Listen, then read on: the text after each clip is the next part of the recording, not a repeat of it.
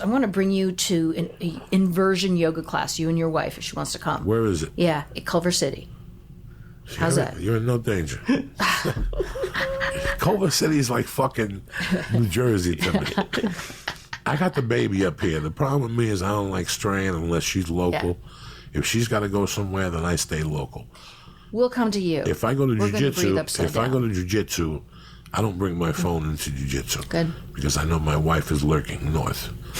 So, you follow me? I'm one of those dudes. You don't cross the 10? I don't cross the 10, dog. That Culver City's a motherfucker, dog. Yeah. Unless you go out like 11 o'clock in the fucking morning or something. And when, you know what I'm saying? Like, when the fuck? That's like New York, not crossing East Side, West Side. Nobody wants to go East Side, West Side in New York. Somebody tells me now I'm on the Upper West to go to the Lower East Side. I'm not doing it. How long does it take? Is it crazy? It's not. I mean, the traffic here is just, you know. You don't do the subway? Where do you think the traffic is worse? Here or in New York at this point in your life, right now? Here, because there's more space. The traffic in New York is not that bad. If you avoid 2 or 3 streets at specific times, you're fine. And the subway is so good. The subway is so good. It doesn't even matter how much traffic there is. Man. You gotta have balls. Every time you go on the subway, I love the subway. You gotta go on the subway like you're 50. It could be your last day. Every time you go on one of those New York subways, it could be your last day. Look how different it was, the subway cars in the 70s, though. You remember those crazy-looking cars full of graffiti? They were disgusting, but that was the art. That was the flair that New York had. When you got on the train in the 70s, it was hilarious. At 8 in the morning, you got on the train and you were having a bad day. Mm-hmm. You got off that train going, you know what, man? My life ain't that bad after all. Because either you had the heroin people on the train that were drooling. Lee, they used to be on the bus too, Lee.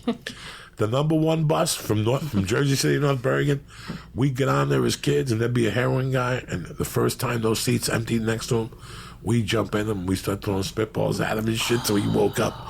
You have no idea how much heroin people, entertainment they are. Because when they wake up, they try to look at you like they're not on heroin. Mm-hmm. And they don't know that. They think that they got you fooled. Mm-hmm. But they'll try to like be all sharp, and while they're doing this, while they're scratching their face, they'll just fall asleep again. Then they'll fucking wake up and shit and like make believe, like, what time do you have? What? Can I borrow your daily news? Like, you're really gonna fucking read it? And why are you torturing? Because why not? You're 12. You're 13. You gotta torture. Or you had in the 90s, early 90s when I went back to New York, you had the people. You got on the train, and right before the train closed, one skinny black dude got on. And once the train took off, he go, "Can I have your attention, ladies and gentlemen? Can I have your attention, ladies and gentlemen? Mm-hmm. My name is Leo, and I got AIDS. Not only do I have AIDS, I have sickle cell anemia, I got diabetes, I got the flu, I got a headache, I got a toothache, I'm missing a finger, I'm a veteran of Vietnam, I'm missing a foot, I got Agent Orange, I got syphilis, I got a hernia, PMS. I got PMS, I got diabetes, and all I'm looking for is for a little donation, brother. I'm going to pass a hat around." And then while the hat was going around, Lee, he busted out into song. About all of his ailments? Huh? Or what would he sing? What song would that be? Like some song about happiness. Yeah. Sunny day, sunny day, sunny day, sunny day. It's going to be a sunny day because the people on the train are going to make my sunny day. And he would sing, and people would be going, "Oh, no." And he'd get like $1.50, and he'd go, "Fuck you, motherfuckers." And he'd jump over to the other train, dog. And right there, you walk off that train going, you know what? These $3 in my pocket, they don't feel that bad now. I don't feel that bad about having $3. No, I guess not. Now you're going to get on the train. When you're fighting home. They do have cops on every platform, which helps. I'm just so paranoid of all that shit. When I'm in an airport now, I'm fucking scared to death. I don't like standing in the front of fucking airports no more. Like, usually you get to an airport, you're 3 hours ahead of the game, you check in, they take your big luggage, you sit there, you go, "I can go inside the airport, it's a sunny day." You know how you used to stand outside over in LAX now? After 3 minutes, you'll leave, because there's a guy that walks by you with a fucking machine gun the size of fucking Rambo in 1985. And once you actually see that machine gun 5 feet from you, it does something to your heart, dog. It dampens it. It's not a fucking TV show. This is real life. The other night I went out. I checked in early. Last Thursday when I went to Kennedy, Kennedy Airport. I got to LAX in 10 minutes. There was no traffic at 1:30. I checked my luggage. I went outside. I was outside 5 fucking minutes. And 2 guys walked in front of me with fucking guns that could kill an ant. But when you want to be near them if the stuff is going off? Like, not at all. I don't want to be that close to a fucking weapon going off ever in my life. Do I want to be near them?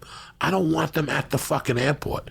They should not be there. Why? Because we shouldn't be in this predicament, Lee. That's why.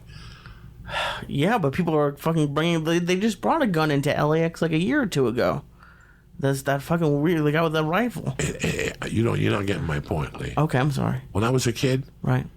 I'd go through the airport and light my balls on fire in the front, and I could feel safe that a car wasn't going to come running through and go and then killing 16 people and standing there waiting for a platform. I don't stay on that platform no more, dog. I watch everything now because you have to.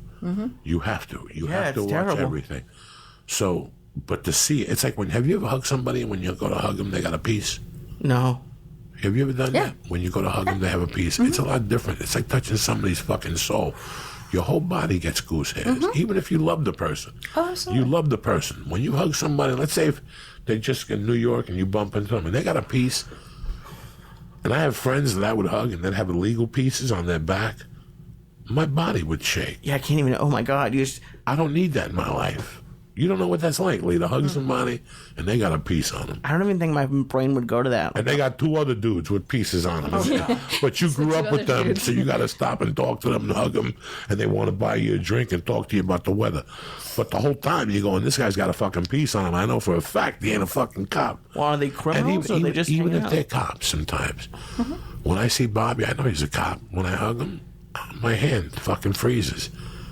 Because he's got a piece on him. And your mind goes right to why does he have a piece on him? And what does this mean to me? I don't even think I would even consider it was a gun. Unless I saw it, I'd be like, what does he have in his back pocket? I don't even think it would come into my brain. If it wasn't a cop, are those people like criminals? Or are they just people who have guns? The first guys, the guys I'm talking about, are they criminals? Who knows? I don't ask. The definition, right? I don't ask. They bought me a drink. They gave me a hug.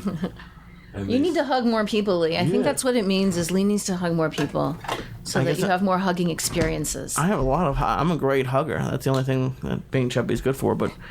No, I don't know. I'm trying to think if I've ever... I don't think so. Your dad didn't have a gun, huh? No.